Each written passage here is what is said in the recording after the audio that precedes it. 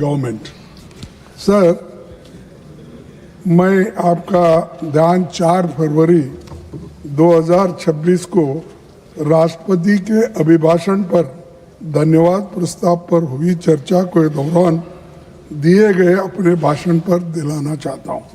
मैंने अपनी तरफ से आरंभ में ही इस बात को स्पष्ट रूप से कहा था कि राष्ट्रपति का अभिभाषण राष्ट्रीय महत्व के मुद्दों को उठाने का एक बेहतरीन अवसर था, पर वे बातें अभिभाषण में परिलक्षित नहीं होती।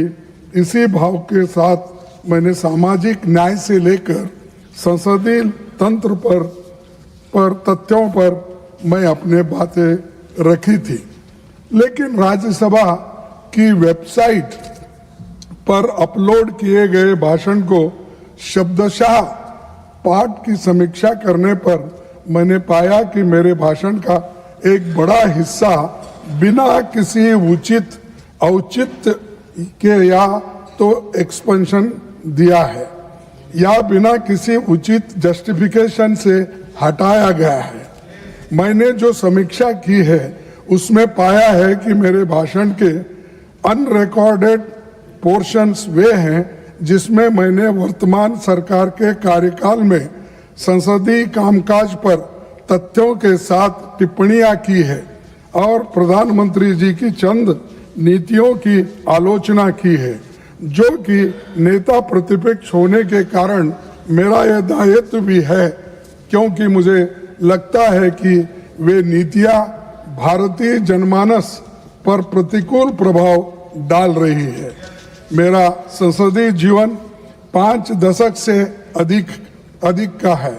लंबे समय तक विधायक और सांसद के रूप में मैंने काम किया है और हमेशा मैंने सदन की गरिमा, नियम, परंपराओं और पीठासीन अधिकारी के कर्तव्य की जानकारी के साथ हमेशा भाषा की मर्यादा के प्रति सजग और सचेत रहा हूं। कहा किन बातों को निकाला जा सकता है, इसमें पूरी तरह मैं वाकिफ हूं और कुछ जानता हूं। सभापति जी, आप जानते हैं कि rules of procedure and conduct of business rule council of states नियम 261 केवल विशिष्ट और सीमित परिस्थितियों में ही लागू होता है। इसीलिए मैं आपसे विनती करना चाहता हूं कि मेरी जो टिप्पणियां हटाई गई है उनमें कुछ भी असंसदीय या डिफेमेटरी वर्ड्स नहीं है और न ही इसमें नियम 261 का कहीं उल्लंघन भी मैंने नहीं किया है। Okay, I will look into it. One minute, sir. I will complete. मेरी कही गई बातें स्पष्ट रूप से चर्चा के अधीन विषय से संबंधित थी। वे पूरी तरह से धन्यवाद प्रस्ताव के दायरे में आते थे और इसलिए मुझे लगता है कि मेरे भाषण का इतना बड़ा हिस्सा काटना, हटाना ये डेमोक्रेसी के खिलाफ है और फ्रीडम ऑफ स्पीच के खिलाफ है।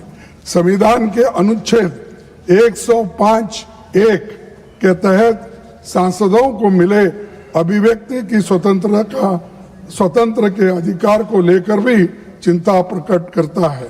इसीलिए मैं आपसे निवेदन करता हूं कि हटाए गए अंशों पर पुनर्विचार करते हुए बहाल किया जाए।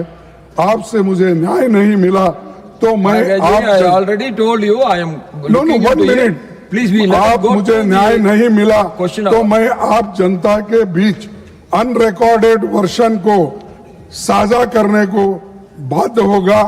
उस वक्त मुझे आप ये नहीं कहना आपने रूल्स ऑफ प्रोसीजर का उल्लंघन किया। No, that cannot be done. That cannot be done.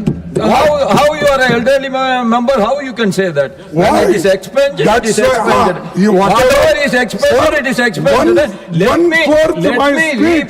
me look into back. Whatever I said, the Modi's policies are not good. No. Nothing will go on record. Nothing will go on record. Yes. I am telling you now. It is nothing my will- right, sir. I already assured you. I am Always going you to- should not protect I Modi am- ji. No. Modi ji is one of the allowed you to member speak, and to he is the express first yourself. man And in this house. No, It is I am my telling you, right. I am looking into it. It is Then my how right you can say to criticize his policy. It expose is it my outside. right No, to that is not criticize correct. That is not government. correct.